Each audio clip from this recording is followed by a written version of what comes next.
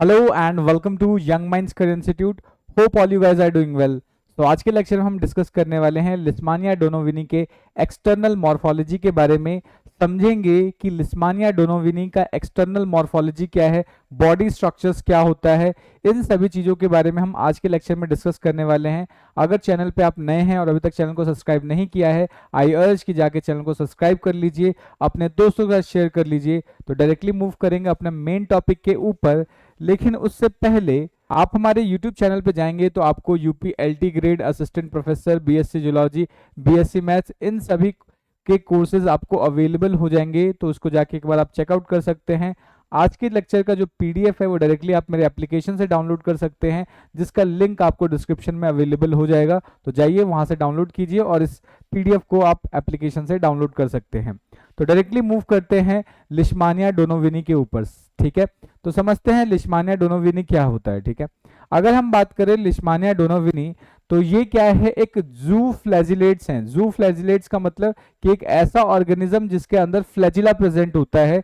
ठीक है, और ये बेसिकली जो जीनस लिस्मानिया है वो बिलोंग करता है या समवट सिमिलरिटी शो करता है ट्राइपैनोसोमा के साथ। ठीक है, यानी ये जो पर्टिकुलर जो जीनस है लिस्मानिया, वो क्या है, सिमिलरिटी शो कर रहा है ट्राइपैनोसोमा गैम्बेनीज के साथ। ठीक है, जिसको हम आगे के लेक्चर्स में डिटेल करेंगे। ठीक है, अब एक चीज आपको याद रखनी है कि जो लिस्मानिया डोनोविनी है, ये जनरली क्या है, मैन हो गया, चाहे हॉर्स हो गया, कैट हो गया, इन सब के अंदर एक डिजीज कॉज करता है जिसको हम काला अजर बोलते हैं। ठीक है, यानी काला अजर क्या है, एक टाइप का फीवर होता है जहां पर ह्यूमन की बॉडी के अंदर स्प्लीन का साइज इंक्रीज हो जाता है, डब्ल्यूबीसी का काउंट कम हो जाता है। तो इस तरीके से एक फीवर वाली डिजीज कॉज करता है। ठीक है, और इस पर्टिकुलर लिस्मानिया को ले जाने का काम, या फिर बोल सकते हो कि लिस्मानिया का जो कैरियर होता है वो आपका सैंड फ्लाई होता है, जो कि बिलोंग करता है फ्लीबॉटोमस से। ठीक है, तो ये बातें कुछ छोटी छोटी चीजें हैं जो आपको याद रखनी है। अब हम क्या करेंगे, लिस्मानिया डोनोविनी का सिस्टमैटिक पोजीशन को एक बार डिस्कस कर लेते हैं। तो अगर हम बात करें लिस्मानिया की, तो ये बिलोंग करता है फाइलम प्रोटोजोआ को। ठीक है, नेक्स्ट चीज सब फाइलम सार्कोमेस्टिगोफोरा। अब ये जो प्रोटोजोआ है, इसके जनरल कैरेक्टरिस्टिक्स और इसके क्लासिफिकेशन के ऊपर मैंने ऑलरेडी एक वीडियो बना रखी है, तो आप जाके यहाँ पे सार्कोमेस्टिगोफोरा क्या होता है इसके बारे में वहां पर डिस्कस में या उसको डिटेल कर सकते हैं। ठीक है, इवन प्रोटोजोआ के जनरल कैरेक्टरिस्टिक्स को भी आप वहां पे बहुत डिटेल में पढ़ सकते हैं। नेक्स्ट बात करें तो ये जो लिस्मानिया है वो सुपर क्लास मेस्टिगोफोरा को बिलोंग करता है, यानी जिसके अंदर फ्लैजिला प्रेजेंट होता है। ठीक है, नेक्स्ट अगर हम क्लास की बात करें तो ये क्लास कौन सी क्लास को बिलोंग करेगा, जू मेस्टिगोफोरा। और यहाँ पे ऑर्डर कौन सा है, काइनेटोप्लास्टिडा। और अगर हम बात करें जीनस तो इसका लिस्मानिया है, और स्पीसीज कौन सी है, डोनोविनी है। ठीक है, तो अगर लिस्मानिया की बात करें तो बहुत सारी स्पीसीज है, ऑलमोस्ट अराउंड 53 स्पीसीज हैं जो ह्यूमन और दूसरे वर्टिब्रेट्स के अंदर क्या है, डिजीज कॉज करते हैं। ठीक है, अब दूसरे वर्टिब्रेट्स के अंदर कैट हो सकते हैं, डॉग हो सकते हैं, हॉर्स हो सकते हैं, इन सभी के अंदर ये काला अजर नाम का एक डिजीज कॉज करता है। ठीक है, तो आज के लेक्चर में हम इसके लाइफ साइकिल या डिजीज के बारे में डिस्कस नहीं करेंगे। आज का जो लेक्चर है हमारा टोटली कन्फाइंड है एक्सटर्नल मॉर्फोलॉजी के बारे में, तो हम इसके एक्सटर्नल मॉर्फोलॉजी को आज के लेक्चर में डिटेल करेंगे। ठीक है, तो डायरेक्टली मूव करते हैं पहले पॉइंट पे और समझते हैं कि लिस्मानिया का डिस्ट्रीब्यूशन क्या है, ये कहाँ पे प्रेजेंट होता है। ठीक है, तो अगर हम लिस्मानिया की बात करें तो जनरली क्या है, ह्यूमंस को या मेन को इन्फेक्ट करता है। कहाँ कहाँ पे, इंडिया में मिल सकता है, चाइना में, रशिया में, मेडिटेरेनियन कंट्रीज में, अफ्रीका में, साउथ अमेरिका में ये आपको देखने को मिल सकता है लिस्मानिया। ठीक है, अगर हम पर्टिकुलरली इंडिया की बात करें तो इंडिया के अंदर ये आपको असम, बंगाल, बिहार, उड़ीसा, तमिलनाडु और eastern parts of Uttar Pradesh में भी ये डिजीज आपको देखने को मिल सकता है। तो ये बात आपको याद रखनी है क्योंकि ये इन रीजन की एक एंडेमिक स्पीसीज है। ठीक है, एंडेमिक का मतलब है कि उस पर्टिकुलर रीजन में वो चीज पाई जाती है। ठीक है, ये पॉइंट आप याद रखेंगे। नेक्स्ट नेक्स्ट बात करते हैं इसके हैबिट एंड हैबिटेट के बारे में। अगर हम लिस्मानिया की हैबिट और हैबिटेट के बारे में बात करें तो लिस्मानिया क्या है, एक इंट्रासेलुलर पैरासाइट होता है। ठीक है, इंट्रासेलुलर पैरासाइट का मतलब क्या है कि एक ऐसा पैरासाइट जो सेल के अंदर प्रेजेंट होता है। ठीक है, अब ये कौन कौन से सेल के अंदर प्रेजेंट होगा उसको भी डिस्कस कर लेते हैं। तो हमारी बॉडी के अंदर जो ल्यूकोसाइट्स होते हैं, ठीक है, ल्यूकोसाइट के अंदर प्रेजेंट होगा, स्प्लीन के अंदर हो सकता है, बोन मैरो के अंदर प्रेजेंट हो सकता है। तो इन सभी चीजों के अंदर ये क्या है, इंट्रासेलुलर पैरासाइट होगा, यानी उनके सेल्स के अंदर प्रेजेंट होगा। ये बात आपको याद रखनी है। तो इसी पॉइंट को मैंने यहाँ मेंशन कर रखा है कि इन ह्यूमन या in man Leishmania donovani lives as an intracellular parasite. Intracellular parasite का मतलब क्या होता है, inside the cell. Inside the cell, ये सेल के अंदर प्रेजेंट होगा, ये बात आपको याद रखनी है। और कौन कौन से सेल हो सकते हैं, जैसे कि ल्यूकोसाइट हो सकता है, लिवर के सेल्स हो सकते हैं, स्प्लीन हो सकता है, बोन मैरो हो सकता है, या लिम्फेटिक ग्लैंड्स हो सकता है। इन सभी जगहों पे ये आपको लिस्मानिया देखने को मिल जाएगा, ठीक है।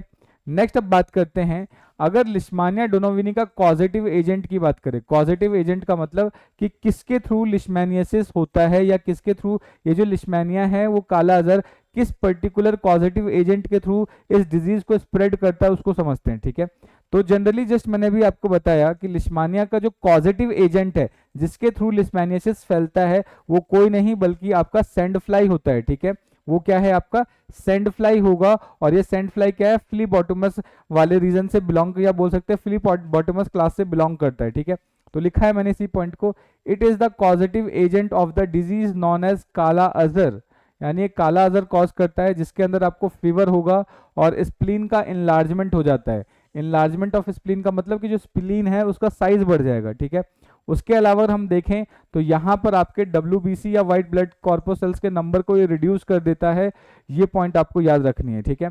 और ये जो पर्टिकुलर लिस्मानिया है इसको ट्रांसमिट करने का काम कौन करता है, सैंड फ्लाई करता है। अगर ये सैंड फ्लाई किसी ह्यूमन को काटता है तो उसके गट के अंदर ये मतलब कि आपका लिस्मानिया प्रेजेंट होता है और ह्यूमन के ब्लड के अंदर ये ट्रांसफर हो जाएगा, ये बात आप याद रखेंगे। नेक्स्ट अब बात करते हैं इसके शेप एंड साइज की, ठीक है। तो लिस्मानिया की अगर हम बात करें तो लिस्मानिया बेसिकली दो शेप्स के अंदर प्रेजेंट होता है, यानी इसमें से एक होगा एमेस्टिगोट और दूसरा होता है प्रोमेस्टिगोट, यानी इसी को हम लिस्मानिया या लेप्टोमोनाड स्टेज बोल सकते हैं, ठीक है। अब ये जो एमेस्टिगोट और प्रोमेस्टिगोट फॉर्म है वो इस बात पर डिपेंड करता है कि किसमें फ्लैजिला प्रेजेंट है, किसमें फ्लैजिला प्रेजेंट नहीं है। तो इस के बेसिस पे हम क्या बोल सकते हैं कि जो लिस्मेनिया है वो दो फॉर्म में प्रेजेंट होता है, एक होगा एमेस्टिगोट फॉर्म और दूसरा क्या होगा, प्रोमेस्टिगोट फॉर्म, ठीक है। अब ये कौन सा फॉर्म किसके अंदर प्रेजेंट होगा ध्यान रखना है। सबसे पहली चीज अगर मैं आपको बताऊं तो ये जो एमेस्टिगोट एंड प्रोमेस्टिगोट फॉर्म है ये दो पर्टिकुलर वर्टिब्रेट्स और इनवर्टिब्रेट्स के बीच में ये सर्कुलेट या अल्टरनेट होता है, ठीक है। वर्टिब्रेट्स के अंदर क्या होगा, आपका एमेस्टिगोट फॉर्म प्रेजेंट होता है, और अगर हम बात करें इनवर्टिब्रेट्स यानी सैंड फ्लाई के अंदर बात करें तो सैंड फ्लाई के अंदर इसका प्रोमेस्टिगोट फॉर्म प्रेजेंट होगा। तो इसको एक बार पीपीटी की मदद से समझ लेते हैं। तो ये जो डायग्राम आप देख रहे हो, ये बड़ा सा डायग्राम आप देख रहे हो, इलोंगेटेड डायग्राम देख रहे हो, इसको हम बोलते हैं प्रोमेस्टिगोट फॉर्म, ठीक है। अभी जो प्रोमेस्टिगोट फॉर्म है ये बेसिकली सैंड फ्लाई के अंदर प्रेजेंट होता है, सैंड फ्लाई के अंदर प्रेजेंट होगा। लेकिन ये जो आप ये देख रहे हो थोड़ा सा राउंडेड सर्कुलर स्ट्रक्चर, इसको बोलेंगे एमेस्टिगोट फॉर्म, और ये फॉर्म आपका प्रेजेंट होता है वर्टिब्रेट्स के अंदर। ये कहाँ प्रेजेंट होगा, वर्टिब्रेट्स के अंदर प्रेजेंट होगा। ये जो एमेस्टिगोट फॉर्म है इसके अंदर जो फ्लैजिला है वो हाईली रिड्यूस हो जाता है, या लगभग बोले कि ना के बराबर होगा, ठीक है। लेकिन अब यहाँ पे जो प्रोमेस्टिगोट फॉर्म आप डायग्राम देख रहे हो इसके अंदर एक आपको अच्छा खासा लंबा सा सिंगल फ्लैजिला देखने को मिल जाएगा, जो बेसिकली कहाँ से अराइज होता है, बेसल बॉडी, या जिसको बी फ्लैरोब्लास्ट भी बोलते हैं, ठीक है। तो ये आपको याद रखना है कि फ्लैजिला का ओरिजिन बेसल बॉडी से होता है। उसके अलावा इसके अंदर एक इंपॉर्टेंट स्ट्रक्चर होता है जिसको हम काइनेटोप्लास्ट बोलते हैं, ठीक है। अभी जो काइनेटोप्लास्ट है बेसिकली एक ऐसा स्ट्रक्चर है जहां पर जो डीएनए होता है वो इंटेक्ट रहता है या डीएनए प्रेजेंट होता है, ये बात आप याद रखेंगे। तो इसी पॉइंट को एक बार स्लाइड्स की मदद से समझ लेते हैं। तो लिस्मानिया की बात करें तो ये क्या है, दो फॉर्म्स के अंदर प्रेजेंट होगा, और एक फॉर्म को बोलेंगे एमेस्टिगोट और दूसरे को क्या बोलते हैं, प्रोमेस्टिगोट, ठीक है। अभी जो दोनों फॉर्म है ये अल्टरनेट करते हैं बिटवीन टू होस्ट, एक होगा वर्टिब्रेट होस्ट जिसको हम मैन बोल सकते हैं, और दूसरा क्या है, इनवर्टिब्रेट होस्ट जो कि आपका सैंड फ्लाई होगा, ठीक है। अब एक चीज ध्यान रखना है, ये जो दोनों फॉर्म है एमेस्टिगोट एंड प्रोमेस्टिगोट, इनको हम डिफरेंशिएट कर सकते हैं बाय द पोजीशन ऑफ काइनेटोप्लास्ट। यानी अगर मुझे ये जो दो फॉर्म है प्रोमेस्टिगोट और एमेस्टिगोट, इनको अगर डिफरेंशिएट करना है तो डिफरेंशिएट करने के लिए हमारे पास कुछ ही पॉइंट्स होते हैं। या तो हम इसको काइनेटोप्लास्ट के बेसिस पे डिफरेंशिएट कर सकते हैं, ब्लीफेरोब्लास्ट के फॉर्म्स में डिफरेंशिएट कर सकते हैं, या फिर प्रेजेंस और एब्सेंस ऑफ फ्लैजिला इसके बेसिस पे इसको डिफरेंशिएट कर सकते हैं।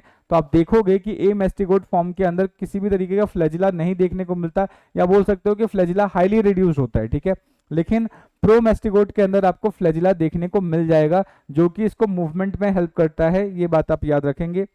नेक्स्ट अब बात करते हैं कि ये जो दो फॉर्म है जिसमें से एक है आपका एमेस्टिगोट फॉर्म, तो इसी को हम क्या बोलते हैं, एमेस्टिगोट फॉर्म को लिस्मेनियल फॉर्म भी बोलते हैं, ठीक है। ये फॉर्म कहाँ प्रेजेंट होगा, ये फॉर्म प्रेजेंट होगा आपके blood cells of vertebrate host, यानी ह्यूमंस के या मेन के ब्लड के अंदर या ल्यूकोसाइट्स के अंदर ये प्रेजेंट होता है, ठीक है। अब ये कैसा होगा, छोटा होता है, माइक्रोस्कोपिक होता है, अभी देखा हमने इसका स्ट्रक्चर, वो कैसा होगा, राउंडेड होगा, ओवल होगा, और इसके अंदर फ्री फ्लैजिला एब्सेंट होता है, और अगर फ्लैजिला प्रेजेंट भी होगा तो वो हाईली रिड्यूस्ड होता है, ठीक है। ये बात आप याद रखेंगे। नेक्स्ट दूसरा जो फॉर्म है जिसको हम लेप्टोमोनाड या फिर इसको क्या बोलते हैं, प्रोमेस्टिकोट फॉर्म, ठीक है। ये जो फॉर्म है ये आपको कहाँ देखने को मिलेगा, सैंड फ्लाई या इनवर्टिब्रेट जो है आपका सैंड फ्लाई, उसके मिडगट के अंदर ये आपको देखने को मिलता है, ये बात आप ध्यान रखेंगे। उसके अलावा इसका जो शेप देखोगे कैसा इलोंगेटेड है, ठीक है, लॉन्ग है, और उसके पास एक फ्री फ्लैजिला है, ये बात आप याद रखेंगे। तो ये जो डायग्राम देख रहे हो लॉन्ग इलोंगेटेड स्ट्रक्चर है with a single free flagella, यानी इसके पास एक फ्री फ्लैजिला प्रेजेंट होगा, ये बात आप याद रखेंगे। नेक्स्ट अगर हम बात करें सेल मेम्ब्रेन की, ठीक है, सेल मेम्ब्रेन क्या है, तो जो भी आपका ये जो लिस्मानिया है उसके बॉडी के ऊपर एक थिन डेलिकेट कवरिंग होती है जिसको हम पेलिकल बोलते हैं, ठीक है। अब ये जो थिन डेलिकेट कवरिंग है जिसको पेलिकल बोलते हैं, ये क्या करता है, आउटर बाउंड्री बनाता है लिस्मानिया का, और ये हेल्प करता है ताकि जो आउटर सरफेस है वो अंडुलेटिंग मेम्ब्रेन के जैसा ना बन जाए, ठीक है।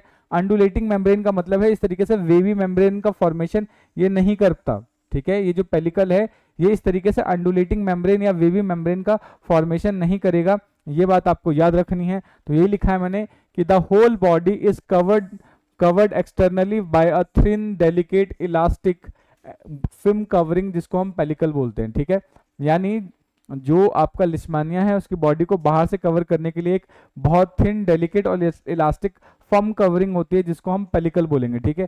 अब ये जो पेलिकल है बेसिकली ये लिस्मानिया को एक डेफिनेट शेप प्रोवाइड करता है, और ये क्या है, अंडुलेटिंग मेम्ब्रेन को बनने से रोकता है या अंडुलेटिंग मेम्ब्रेन बनने नहीं देता है। तो इस तरीके का जो वेवी नेचर है इसी को हम अंडुलेटिंग बोलते हैं,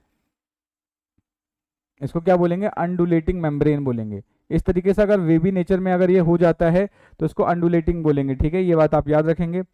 नेक्स्ट अगर हम बात करें फ्लैजिला की, ठीक है, तो ये जो डायग्राम आप देख रहे हो ये बड़ा सा, ठीक है, इसको क्या बोल रहे हैं, फ्लैजिला बोल रहे हैं। इसका जो फ्लैजिला का ओरिजिन होता है वो आपका किससे होता है, बेसल बॉडी से होता है। ये किससे होता है, बेसल बॉडी है जिसको हम ब्लीफेरोब्लास्ट भी बोलते हैं, ठीक है। बेसल बॉडी को और क्या बोल सकते हैं, ब्लीफेरोब्लास्ट बोलेंगे, तो ये पॉइंट आपको याद रखना है।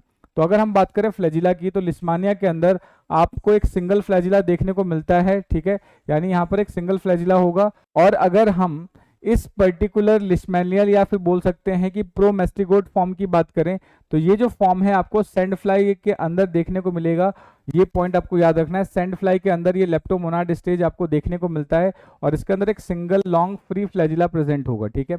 अगर ह्यूमन की बात करें, ह्यूमन होस्ट के अंदर जो पैरासाइट होता है वो किस फॉर्म में होगा, लिस्मेनियल फॉर्म या ए मेस्टिगोट फॉर्म में प्रेजेंट होता है, जिसके अंदर जो फ्लैजिला है वो ग्रेटली रिड्यूस हो जाता है। ग्रेटली रिड्यूस का मतलब लगभग एब्सेंट होता है, दिखता ही नहीं है, ठीक है। और ये क्या है, पूरा का पूरा साइटोप्लाज्म के अंदर ही एम्बेडेड होगा, जिसकी वजह से हम उसको देख नहीं पाएंगे। यानी ये जो ये स्ट्रक्चर है राउंडेड स्ट्रक्चर, इस स्ट्रक्चर को हमने ए मेस्टिगोट बोला था। अब इसके अंदर जो फ्लैजिला होता है लगभग हाईली रिड्यूस हो जाता है, ये इतना रिड्यूस हो जाता है कि ये शुरू होने के बाद ही खत्म हो जाता है, मीन्स कि ये साइटोप्लाज्म के अंदर ही खत्म हो जाता है, ठीक है, ये बात आप याद रखेंगे। उसके अगर बात करें कि यहाँ पे जो फ्लैजिला है वो कहाँ से निकलता है, बेसल बॉडी से निकलता है, ठीक है, या फिर जिसको हम ब्लीफेरोब्लास्ट बोल सकते हैं, जो कि एसोसिएटेड होता है with a disc shape parabasal body या काइनेटोब्लास्ट, जो कि बाद में जाके किससे कनेक्टेड होता है, काइनेटोप्लास्ट से कनेक्ट होता है, ठीक है। ये आपको याद रखना है। काइनेटोप्लास्ट का मेन ऑब्जेक्टिव क्या है कि ये न्यूक्लियर डीएनए, सर्कुलर डीएनए को अपने अंदर इंटैक्ट रखता है, ये बात आप याद रखेंगे। नेक्स्ट बात करते हैं साइटोप्लाज्म। तो अगर हम साइटोप्लाज्म की बात करें तो साइटोप्लाज्म क्या होगा, इसके अंदर ये सेमी फ्लूइड या बोल सकते हो कि लिक्विड नेचर वाले सब्सटेंस प्रेजेंट होंगे। तो साइटोप्लाज्म की बात करें तो ये जो आपका लिश्मानिया उसके अंदर जो साइटोप्लाज्म होगा वो कलरलेस होगा, यानी कोई भी कलर नहीं होगा, और होमोजीनस सब्सटेंस का बना हुआ होता है, यानी ये पूरा का पूरा होमोजीनसली मिक्स्ड होगा, ये बात आप याद रखेंगे। नेक्स्ट अगर हम बात करें यहाँ पर जो साइटोप्लाज्म है उसको डिफरेंशिएट नहीं कर सकते इन एक्टोप्लाज्म और एंडोप्लाज्म, ये बात इंपॉर्टेंट है, इस पर क्वेश्चन आ चुका है, तो इसको आप याद रखेंगे कि लिस्मानिया के अंदर आपको एक्टोप्लाज्म और एंडोप्लाज्म देखने को नहीं मिलता, क्योंकि यहाँ का जो साइटोप्लाज्म है उसको डिफरेंशिएट नहीं कर सकते, ठीक है। उसके अलावा हम बात करें कि यहाँ पर ये जो प्रोमेस्टिगोट फॉर्म है इसके अंदर आप देखेंगे कि जो साइटोप्लाज्म है उसके अंदर आपके अंदर लॉन्गिट्यूडनल स्टेरिएशंस देखने को मिलते हैं। लॉन्गिट्यूडनल स्टेरिएशन का मतलब होता है इस तरीके से सीधी सीधे लाइनें देखने को मिल जाएंगी आपको इस तरीके से, ठीक है। और ये जो लॉन्गिट्यूडनल स्टेरिएशन है ये बेसिकली कॉन्ट्रैक्टाइल नेचर के होते हैं, इस तरीके से दब सकते हैं, ठीक है। यानी बेसिकली स्प्रिंग के जैसा ये वर्क करते हैं, ये बात आपको याद रखना है। और ये माइक्रोट्यूब्यूल के बने हुए होंगे, ठीक है। अब ये जो साइटोप्लाज्म है इसके अंदर आपको बहुत सारे ऑर्गेनल देखने को मिल सकते हैं, जैसे गोल्जी बॉडी हो गया, माइटोकॉन्ड्रिया हो गया, न्यूक्लियस हो गया, और भी कुछ दूसरे स्ट्रक्चर्स भी आपको यहाँ पर देखने को मिल जाएंगे। तो ये क्या था, इसके साइटोप्लाज्म के बारे में था, ठीक है। नेक्स्ट अब बात करते हैं न्यूक्लियस, ठीक है। तो अगर न्यूक्लियस की बात करें तो यहाँ पे जो न्यूक्लियस प्रेजेंट होगा या तो लिस्मानिया के सेंटर में प्रेजेंट होगा, या फिर बॉडी के किसी एक साइड पे पड़ा हुआ होता है, या इसेंट्रिकली प्रेजेंट होगा। तो इसी पॉइंट को हमने लिखा है यहाँ पे कि जो न्यूक्लियस होगा वो सिंगल होता है, लार्ज होता है और स्फेरिकल स्ट्रक्चर होगा, ठीक है। लोकेटेड इसेंट्रिकली और in the middle of the cell, या तो सेंटर में प्रेजेंट होगा या फिर बॉडी के किसी एक साइड में प्रेजेंट होगा, ये बात आपको याद रखना है। नेक्स्ट अगर हम बात करें यहाँ पे, इट इज वेसिकुलर। वेसिकुलर यानी वेसाइकल्स का फॉर्मेशन होता है, जिसके अंदर सेंट्रल कैरियोसोम एंड न्यूक्लियोलस होगा। सेंटर में क्या प्रेजेंट होगा, न्यूक्लियस के अंदर न्यूक्लियोलस प्रेजेंट होता है, ठीक है। यानी ये डबल मेम्ब्रेन स्ट्रक्चर होगा, कुछ इस तरीके से दो मेम्ब्रेन प्रेजेंट होंगे और सेंटर में आपका न्यूक्लियोलस प्रेजेंट होगा। ये इंपॉर्टेंट पॉइंट है, याद रखना है। Nucleus is enclosed bye double unit membrane with pores, यानी ये डबल मेम्ब्रेन होगा, बीच बीच में इस तरीके से पोर प्रेजेंट होते हैं, जिसको न्यूक्लियर पोर बोलेंगे, ठीक है। और अगर हम न्यूक्लियस की बेसिकली बात करें डायमीटर की, तो ये आपको 1 माइक्रोन तक दिख सकता है, ये बात आप याद रखेंगे, ठीक है। तो इसी के साथ हमारा जो लिस्मानिया डोनोविनी का एक्सटर्नल मॉर्फोलॉजी का लेक्चर यहीं पे समाप्त होता है। Hope you have enjoyed the session. अगर फिर भी कोई डाउट रह जाता है, कोई सजेशन है, तो आप कमेंट करके बता सकते हैं। इस लेक्चर का पीडीएफ आप डायरेक्टली मेरे एप्लीकेशन से डाउनलोड कर सकते हैं, जिसका लिंक भी आपको डिस्क्रिप्शन में मिल जाएगा। मिलते हैं नेक्स्ट वीडियो में, तब तक के लिए जय हिंद दोस्तों, थैंक यू।